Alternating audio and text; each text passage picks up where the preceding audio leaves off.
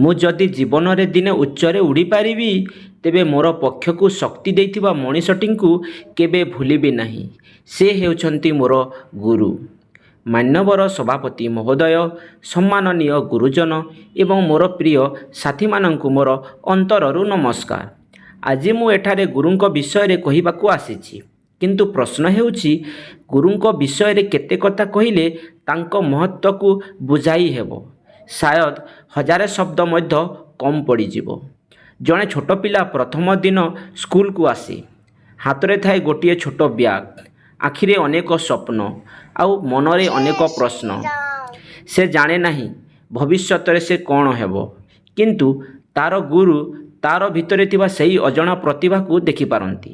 ପିଲାଟି ନିଜକୁ ଚିହ୍ନିବା ପୂର୍ବରୁ ଗୁରୁ ତାକୁ ଚିହ୍ନି ନିଅନ୍ତି। ଏହା ହିଁ ଗୁରୁଙ୍କ ମହତ୍ତ୍ୱ। ଗୁରୁ ଆମକୁ କେବଳ ଏ, ବି, ସି କିମ୍ବା କ, ଖ, ଗ ଶିଖାନ୍ତି ନାହିଁ। ସେ ଶିଖାନ୍ତି ଭୁଲ କଲେ କିପରି ସୁଧାରିବା, ହାରିଗଲେ କିପରି ପୁଣି ଉଠିବା ଏବଂ ସଫଳ ହେଲେ କିପରି ନମ୍ର ରହିବା।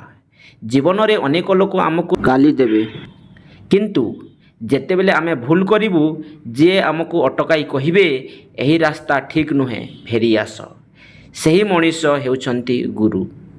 ଗୁରୁଙ୍କ ଡାଟ ଆମକୁ କେବେ କେବେ କଠୋର ଲାଗେ, କିନ୍ତୁ ବର୍ଷ ପରେ ଯେତେବେଳେ ଆମେ ପଛକୁ ଚାହିଁ ଦେଖିବା, ସେତେବେଳେ ବୁଝିବା ସେହି ଡାଟ ଭିତରେ ଥିଲା ଭଲ ପାଇବା, ସେହି ଶାସନ ଭିତରେ ଥିଲା ଆମ ଭବିଷ୍ୟତ ପାଇଁ ଚିନ୍ତା। ଆଜି ଆମେ ଗୁରୁ ଦିବସ ପାଳନ କରୁଛୁ। ଫୁଲ ଦେବା, ଉପହାର ଦେବା, ଶୁଭେଚ୍ଛା ଦେବା ସବୁ ଭଲ, କିନ୍ତୁ ଗୁରୁଙ୍କ ପାଇଁ ସବୁଠାରୁ ବଡ଼ ଉପହାର କ'ଣ ଜାଣନ୍ତି? ଆମର ଭଲ ଚରିତ୍ର, ଆମର ଭଲ କାମ, ଆମର ସଫଳତା ଏବଂ ଆମେ ଜଣେ ଭଲ ମଣିଷ ହୋଇପାରିବା। ଦିନେ ଯଦି ଆମେ ଜୀବନରେ ସଫଳ ହୋଇ କହିପାରିବା, ମୁଁ ଯାହା ହୋଇଛି ମୋର ଗୁରୁଙ୍କ ଆଶୀର୍ବାଦ ଓ ଶିକ୍ଷା ପାଇଁ ହୋଇଛି, ତେବେ ସେହି ଦିନଟି ହେବ ଗୁରୁଙ୍କ ପାଇଁ ସବୁଠାରୁ ବଡ଼ ଗୁରୁ ଦିବସ।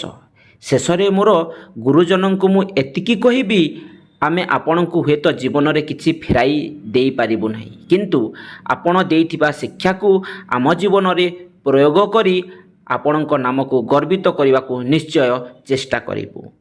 ଗୁରୁ ହେଉଛନ୍ତି ଜ୍ଞାନର ଦୀପ। ଗୁରୁ ହେଉଛନ୍ତି ଜୀବନର ଦିଗ। ଗୁରୁ ହେଉଛନ୍ତି ସଫଳତାର ପ୍ରଥମ ପାହାଚ। ସେହି ମହାନ ଗୁରୁଜନଙ୍କ ଚରଣରେ ଶତ ଶତ ପ୍ରଣାମ। ଗୁରୁ ଦିବସର ଅନେକ ଅନେକ ଶୁଭେଚ୍ଛା। ଧନ୍ୟବାଦ।